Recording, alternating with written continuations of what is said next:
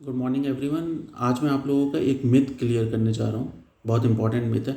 अक्सर मैं देख रहा हूँ कि सब लोगों को ऐसा लगता है कि बोन हेल्थ के लिए कैल्शियम ले लो, विटामिन डी ले लो, विटामिन K2 ले लो, इस तरह के सप्लीमेंट्स ले लो तो हमारी बोन हेल्थ अच्छी हो जाएगी, या हमारी बोन्स में पेन नहीं होगा, या हमारी बोन्स मजबूत हो जाएंगे। ये आधा अधूरा सच है।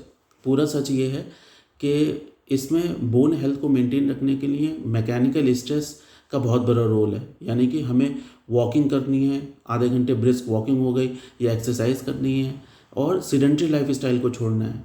वो इसलिए क्योंकि हमारी बॉडी इस तरह से काम करती है कि हमारे पास बोन्स को बनाने के लिए ऑस्टियोब्लास्ट सेल होते हैं। तो osteoblast cell bone forming cells होते हैं, यानी बोन के फॉर्मेशन में हेल्प करते हैं। तो अगर कैल्शियम ले लिया, विटामिन डी ले लिया एंड विटामिन K2 ले लिया, ये रॉ मटेरियल्स हैं बोन को बनाने के लिए। लेकिन ऑस्टियोब्लास्ट सेल एक्टिवेट इतनी आसानी से नहीं होते।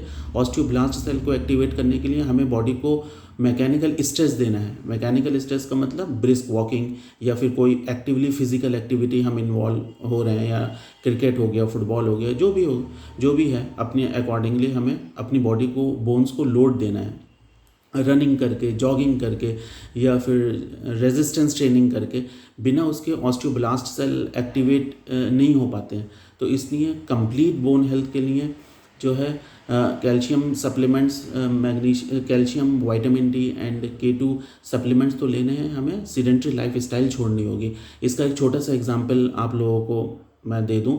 जैसे एस्ट्रोनॉट्स होते हैं, तो एस्ट्रोनॉट्स को स्पेस में रहना होता है, ज़ीरो ग्रेविटी फील्ड के ऊपर, जस्ट दे फ्लोट, वो तैरते रहते हैं स्पेस में।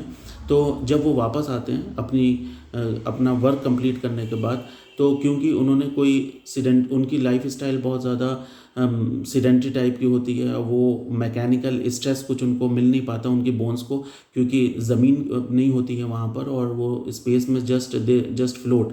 तो जब वो वापस आते हैं तो हम ये देखने, और हाँ, इम्पॉर्टेंट चीज़ ये है कि वो अपने सारे सप्लीमेंट्स भी, जो बोन से रिलेटेड सप्लीमेंट्स हैं, वो ले रहे होते हैं। उसके बावजूद जब वो वापस आते हैं तो ऑस्टोपीनिया के शिकार होते हैं, यानी जो बोन मिनरल डेंसिटी होती है वो बहुत कम होती है उनकी, और बहुत ज़्यादा बोन लॉस हो चुका होता है उनको जब वो अर्थ के ऊपर वापस आते हैं।